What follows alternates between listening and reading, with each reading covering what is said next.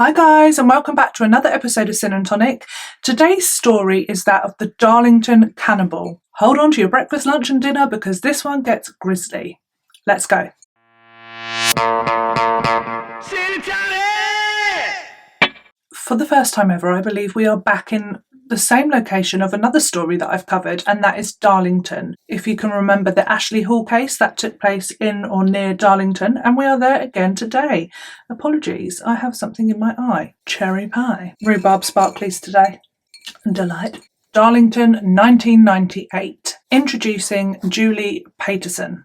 She's 31 and she has had anything but a smooth life.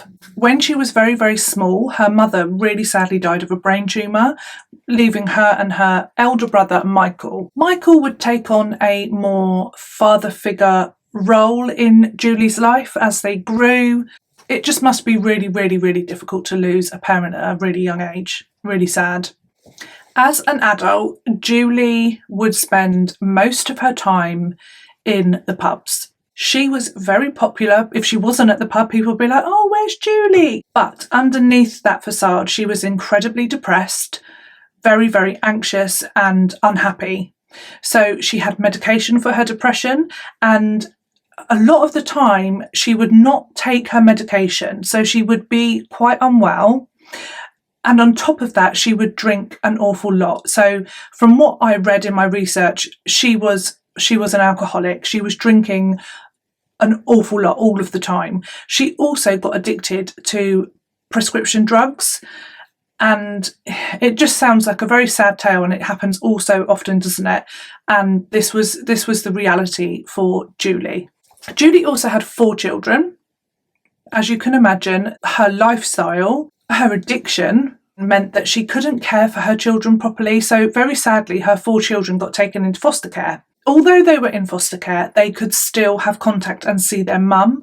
And one thing that Julie was always very good at was maintaining relationships with her 4 children. She tried very hard and she tried her best. She made sure that she was there for any visits that she was allowed to have, anything like that. Any appointments set up between her and her children, she was on it and she was there. In 1998, Julie was living with her then partner, Alan Taylor, and he was the father of her youngest child. And he was very, very, very much in love with Julie, head over heels. He loved her incredibly.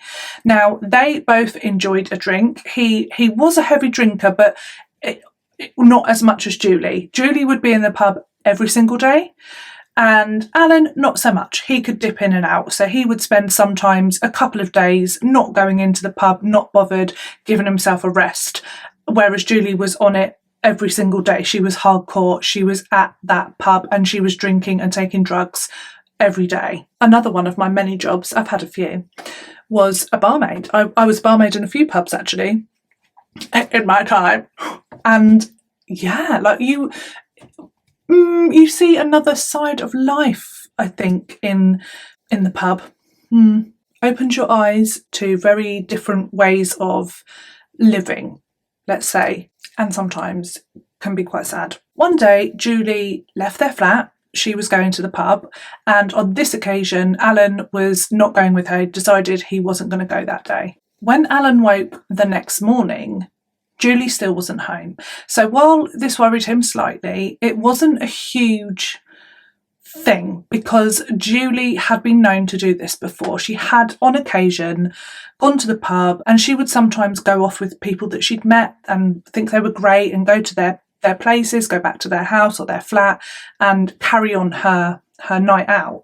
Sometimes this would take her away from home for a night or two, and every single time it was worrying behaviour and Alan didn't like it, but she always made her way home. After a few days, Alan was getting a bit prickly because he was thinking, well, he was worried. He was just like, okay, well, this is going on now. This has been a few days. She's not come back. What triggered him to go to the police was the fact that Julie missed getting her prescription. I think she was getting, is it Valium? I don't think it was methadone. I think it was Valium. And she never missed that. She always would have, like, that was, red flag. She's not come home for her drugs, like for her Valium, I think.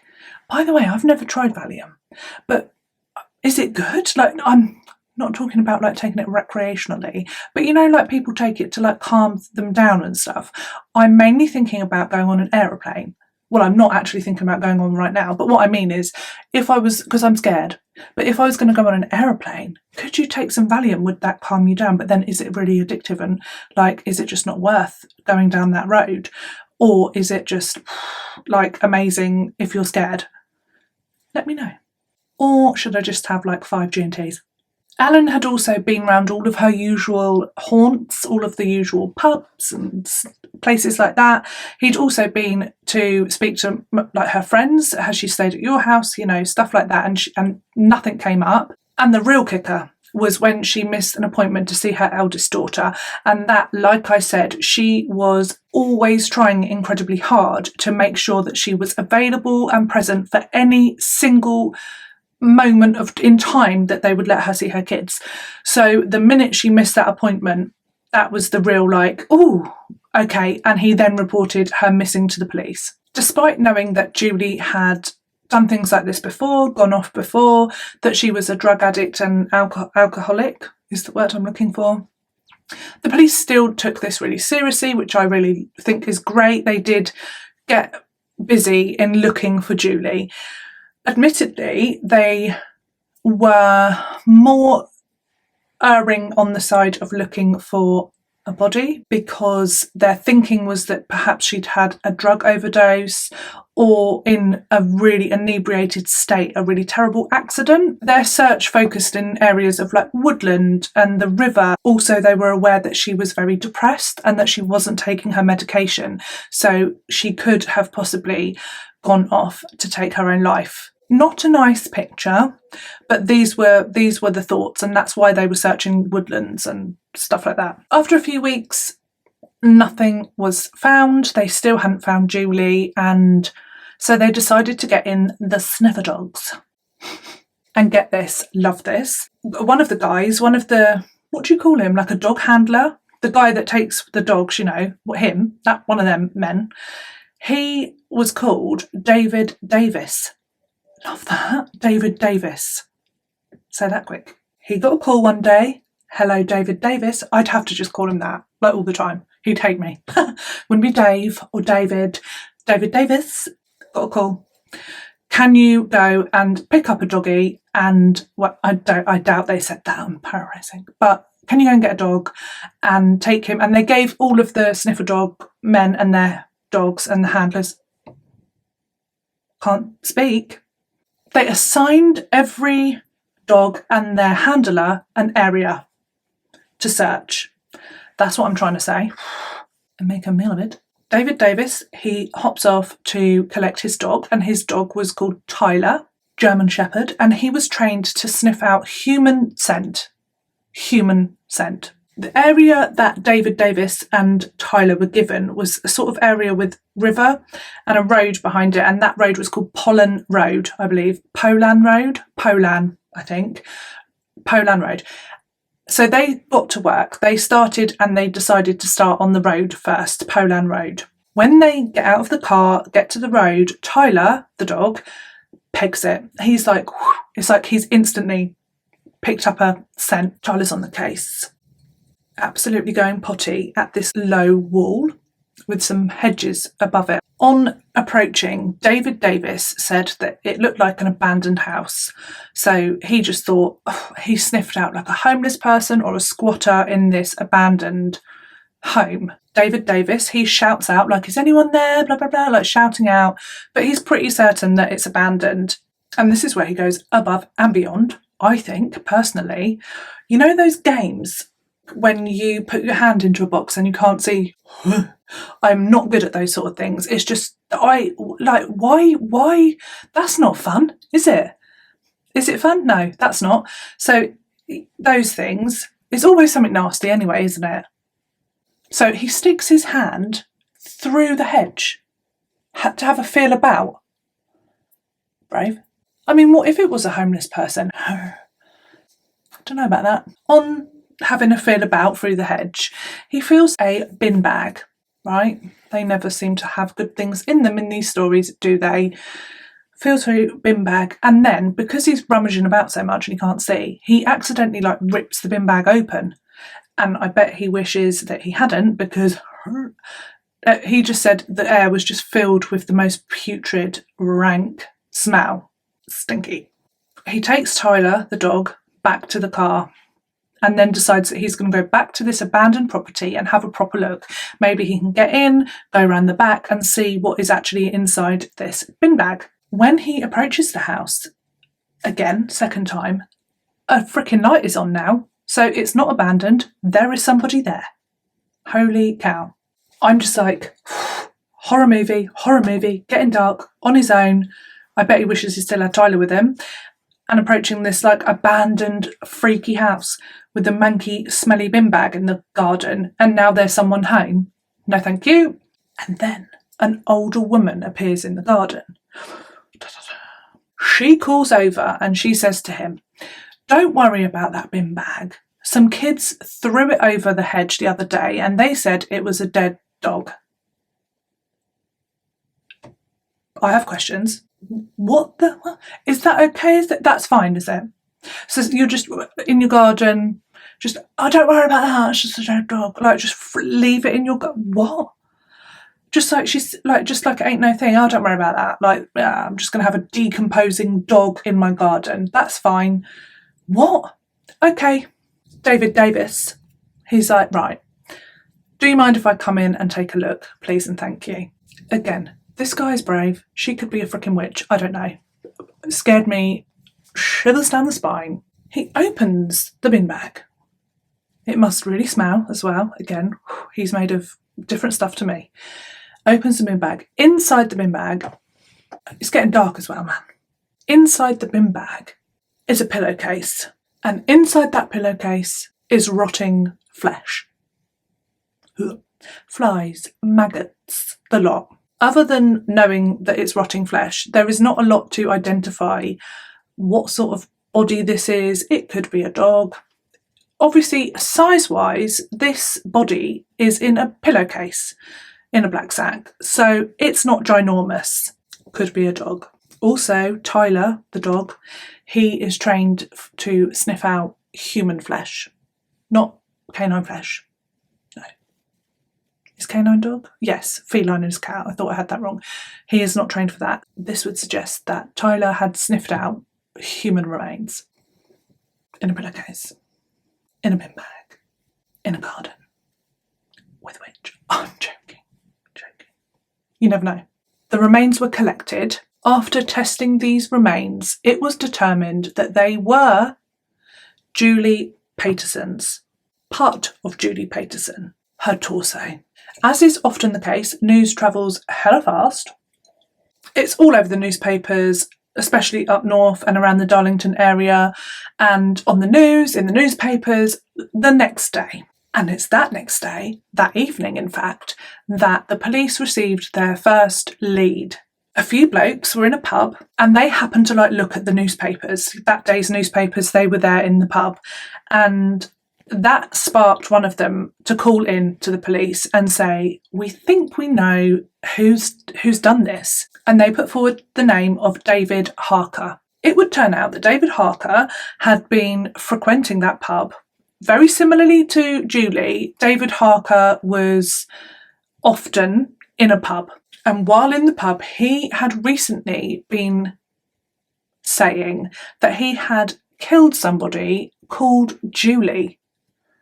But now, let's talk a little bit about David Harker.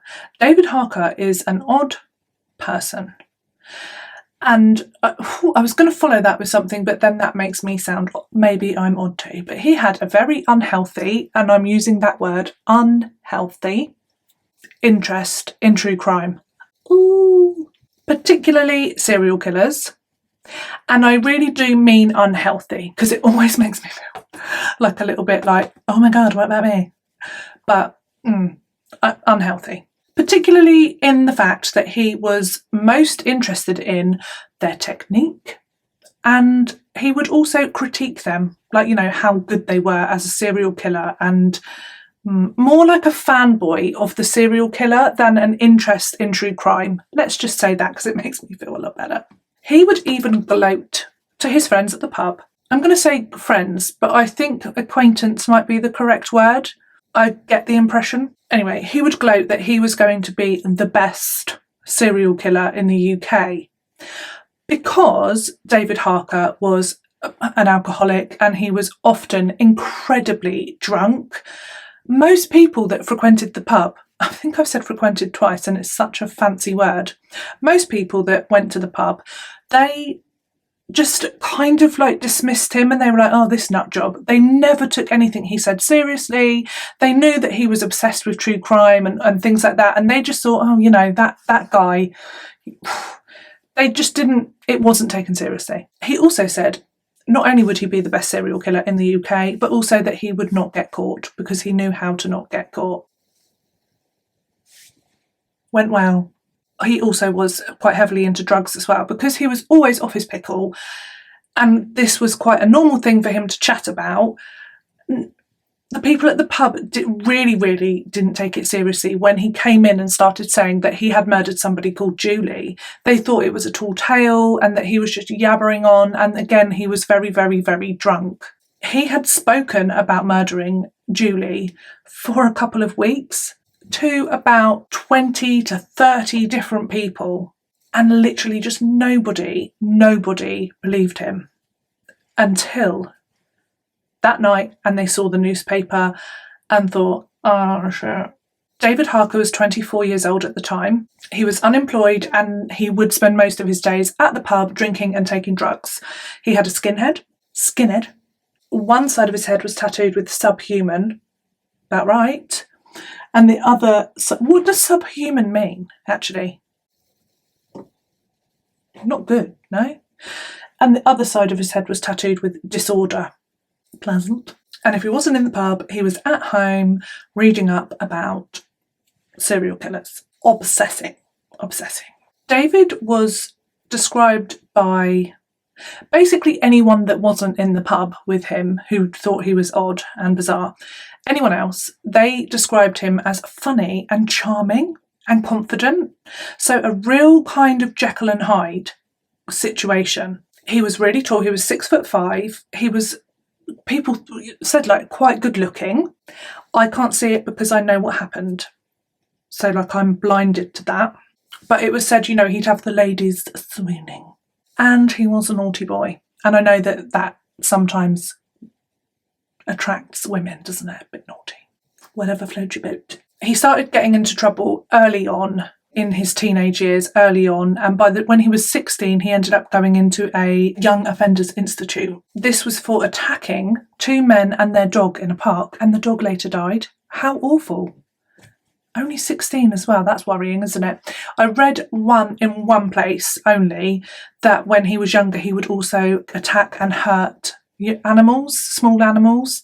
That's a big flag, isn't it? Big red flag. But I only read that in one place, so take that with a pinch of salt. He was into sort of petty crime, theft. Obviously, the attack on those men and the dog progressed on from that, but mainly he was being naughty. When he was 18, that's when he moved to Darlington, and he moved into a ground floor flat. And again, he was very well liked there. He had upstairs neighbours across the way, and everybody in that building said he was nice, he was charming, he was friendly, and he would have a lot of female visitors, backing up the whole swoony man thing, and also friends would come. And everyone in the building would say that those friends were also very respectable and nothing to write home about. He was well liked in his community. However, the people in the pub that knew him saw a very, very different side to David. On receiving the phone call from these acquaintances at the pub, the police worked sharpish and got a search warrant for his property. He wasn't there, so they knocked the door down, which they can do because they had a search warrant. And this is where it gets spicier than spicy. Immediately, as they entered the property, they knew something was very, very wrong here. There was a trail of blood, like something had been dragged from the door to the basement around the kitchen area. There were 6 large hooks hanging from the ceiling. What? Again, I never can imagine what it's actually like to be those officers that just straight in there first through the door. They ventured down into the cellar, which was covered in blood. And there were weapons strewn about all over the place, black bin bags, you name it. This was like a serial killer's lair. Around his flat were like writings and scribblings all over the walls. Crazy. Most of them were song lyrics, ones that he related to, so pretty dark. CSI came in, they had a field day, and police went off to go and arrest David. That didn't take very long at all, because David was actually, you know, they put people's names into a system to like have a look. Maybe they've been arrested or whatever. They put their name in and he came up straight away, bing, bing, bing. He was in a bail hostel. I've not heard of that before. So a bail hostel. So they put him there because he'd been arrested for something else, a robbery. And because of his previous offences, they didn't want him to just go because he might run off. So they put him into this bail hostel. They didn't want him out on the streets before his court date, basically. David was brought in for questioning and, David did like the sound of his own voice, and it wasn't long before he was just telling all. David Harker said that he had met Julie in the pub and they had really hit it off. They were flirting, they were buying each other drinks, they were getting on like a house on fire, and they ended up going back to David's flat, where they then had sex, and he said that was incredibly boring. Rude. He went to the loo after, and when he returned back, Julie was lying on his bed, and he got into bed and he looked down and he saw Julie's tights on the floor, so her discarded tights. And he said that something just snapped, and he had this huge urge come over him. So he picked up Julie's tights and he strangled her. He then had sex with Julie's corpse, and then he took her body down into his cellar. It gets grim. I'll put a timestamp on if you want to skip forward the grimness. When in the cellar, he washed down Julie's body with bleach and then went upstairs and collected some equipment, for want of a better word. This is when he used a meat cleaver to remove big chunks of flesh from Julie's thighs. So he was just working away and just throwing that flesh onto the floor. He didn't really have a plan at that point, I don't believe. And then he finished and he decided to take that flesh back upstairs to his kitchen, where he pondered what to do with it. While pondering, he decided to pop on a pot of pasta. Can you see where I'm going with this? Pot of pasta, and then decided to make up a nice sauce, and then grabbed himself a frying pan where he then fried the flesh that he had removed from Julie's thighs with a little bit of garlic and oil, and then he mixed that all up together into a dish and ate it. Literally ate it. Bit of grated cheese, voila. I mean, crikey. After his meal, he then decided that he was feeling a bit sleepy after all of that, and then went to bed. Leaving his flat in that state, I might add. Over the following weeks, David would go down into the basement and he would continue to remove flesh from Julie and dismember her body. Eventually, he ended up with Julie's torso, and when his flat started to really smell, he decided that he needed to get rid of Julie's body. All the while, still going to the pub every single night to see his friends and freaking tell them what he'd been up to. But they were all like, oh yeah, crazy nut job David. Killed someone, have you? Chopped them up and ate them, have you? Oh, whoa. Like I said, when he couldn't stand the smell any longer, he only had Julie's torso and he put it into a pillowcase, put it into a black sack, and then we're not really sure because the woman in the house said that 2 young lads had thrown the bin bag over and said it was a dog. That could be correct. Perhaps David had put the bin bag and the torso somewhere else, and these lads had found it and assumed it was a dog and then thrown it over a hedge. But the bag ended up over the hedge in this woman's garden, and she didn't seem to mind, although she didn't know what was in it. But she did think it was a dog. I can't get over that. He made no other attempt to clean up the crime scene, his flat, the basement, none.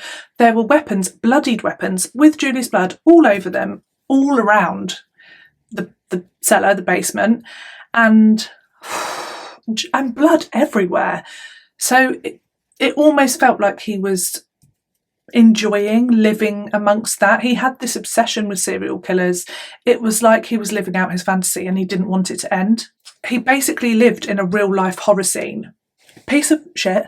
Never told the police where the rest of Julie's body was. So her legs, her arms and her head. He was blabbing about everything else, but he wouldn't disclose that. They did release that to the public because they were then aware that there were 5 body parts of poor Julie that were not accounted for. So would a member of the public stumble across an arm or a leg or her head? And it's just, they warned people that there were parts still missing. But even so, nobody ever found the rest of Julie's remains. Now, what would become of David Harker? He was charged with manslaughter under the grounds of diminished responsibility. This was because, leading up to his trial, he was seen by many, many psychiatrists, and they were all pretty certain that he was not all there, and there were definitely some mental health issues going on. He pleaded guilty, and he was sentenced, and I don't get this, I think this is very light, in light of what happened, to life in prison with a minimum of 14 years. I am aware that that just means he can apply to be released, but 14 years, that doesn't seem a lot, does it, for what he did? I don't get that. Also, he was ordered to serve his sentence in a maximum security prison. Now, normally, if somebody has stood trial for manslaughter with diminished responsibility, that is because they are mentally ill and they need treatment and they need to be safe and secure. And that's why they normally spend their sentence in a psychiatric facility, hospital. But not David Harker, because one of the psychiatrists that looked at him before his trial, he said that David was innately evil. That's crazy, isn't it? You don't often hear that thrown about. And that no amount of treatment or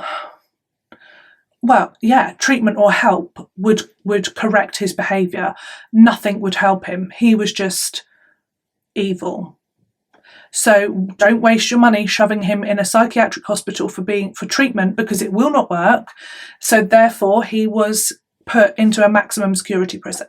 In the trial, get this, the judge called David evil at one point, and David smiled and said, "Thank you."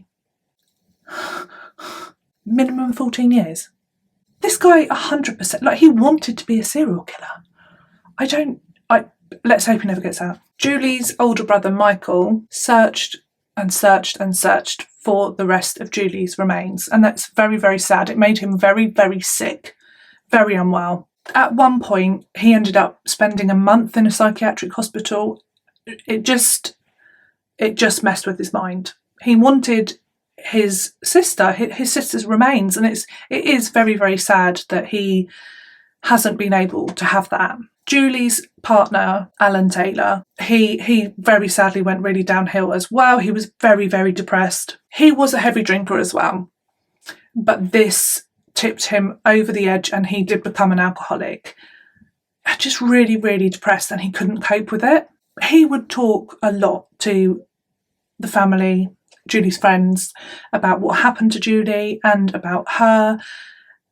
But he carried on doing so even when everybody else had sort of moved past this and was moving forward. They wanted to move forward, and Alan was very much stuck in the same place. He just wanted to talk about the case.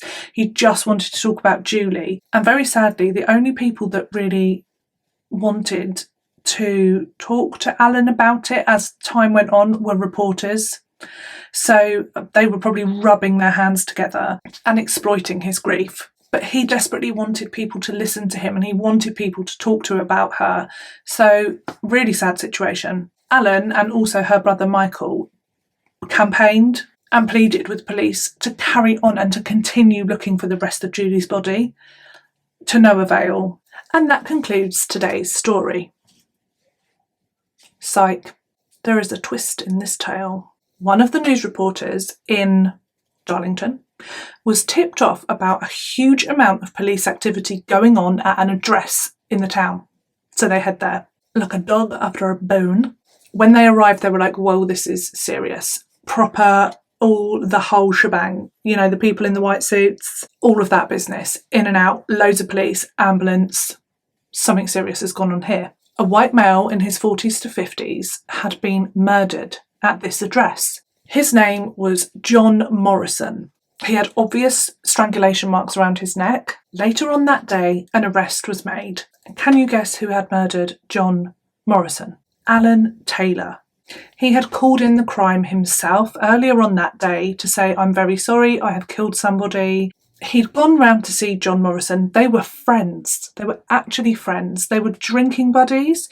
He'd gone to his property. They'd had a few drinks. They'd been drinking for hours. And then, unprovoked, Alan had strangled John with his bare hands and then also with his belt until he had died, and then he called it into police and left the scene. When he was arrested, he requested immediately that he be placed in Wakefield Prison because he wanted to be placed in the same prison as David Harker so that he could exact his revenge on the man that had killed the love of his life.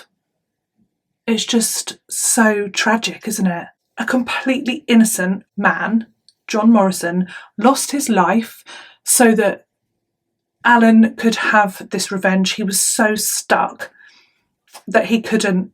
That was how he could see it ending. It's just so tragic. It's so sad. He was sentenced to life in prison. Alan was. And the judge ruled that he should never be placed in the same prison as David Harker. So it was all for nothing anyway, as you would. He was very distressed. Alan was very, very distressed. And I'm not excusing what he did, but it's just such a sad affair. And very, very sadly, 3 months into his prison sentence, when it all dawned on him what had happened and what he'd done, Alan Taylor took his own life in his prison cell. Just layers of tragedy in this one. And there's more to come. A while later, Julie's ex-partner, Freddie Newman, he was the father of 2 of Julie's children. He decided that he was desperate for answers. He wanted to know where the rest of Julie's remains were. He wanted these answers for his children, for himself, for her family. So Freddie, he decided to write to Harker in prison. And Harker replied the absolute, ugh. I'm going to read you some of the letter. In a nutshell, Freddie had written to Harker asking for him to please tell them where the rest of Julie was. Give the family some closure. Come on, talk to us. And this is some of the replies. It's infuriating. It's always good to know that people are thinking of me, especially those who suffer because of my actions. You are correct when you speak of decency. I have none. Mm-hmm. I have no inhibitions, remorse or regret, and therefore care not one bit if your wife has a full body burial or not. I hope you are happy in the knowledge that you don't suffer alone in your loss. Your wife was not the first or the last person I killed. No, that stinks of bullshit. The minute he had murdered Julie, he couldn't keep his mouth shut, could he? Blah, blah, blah, blah. He was so excited that he'd finally taken his step into, I don't know, this grim world that he was obsessing over. And fantasizing about. He didn't shut up, did he? He didn't stop yakking on. He told like 30 people at the freaking pub. Let's be real. I highly doubt that Mr. Harker killed anyone before Julie or after. No, just full of it. Purely, that is just my opinion, but he couldn't shut up, could he? And the minute he was arrested, he wanted everyone to know what he'd done. He then went on to provide a riddle about where the rest of Julie's remains might be. I have a bank but have no money. I have fools and keep on going. I have a bed but do not sleep. I have a mouth but do not feed. What am I? Do you know where it is? Well, they'd already searched in the rivers and places like that, and they have never ever found Julie's remains, like I said. Michael, her brother, upon hearing about this riddle, he searched so many areas around rivers and things like that, and he never found her remains. So, and it's just unkind, isn't it? Again, another tragedy of this case is that Freddie Newman later went on to take his own life.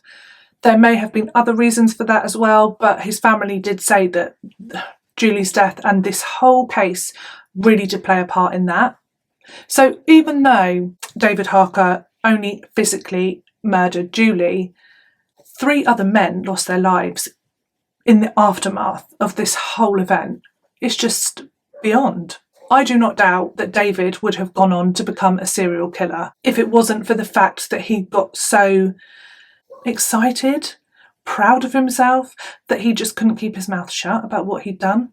He wrote in one part of the letter to Freddie Newman, "I am not evil, Mr. Newman, but I am a monster." And I think we'll leave it there for today. Thank you so much for watching today's episode of Sin and Tonic. I do hope you can join me next week for a sparkly gin or any beverage of your choice, as long as it makes you happy. If you're happy and you know it, drink your gin. If you're happy and you know it, have a sing. Any requests, please let me know in the comments. Oh, and my fan, it arrived. I must admit, I am rather warm. It's as the filming goes on, the lights heat up, the gin gets my blood warm, so I should just have it in general for comfort. So that will be here when I film next. Stay safe, be good, and I'll see you next week. Bye! If you're happy and you know it, clap your hands.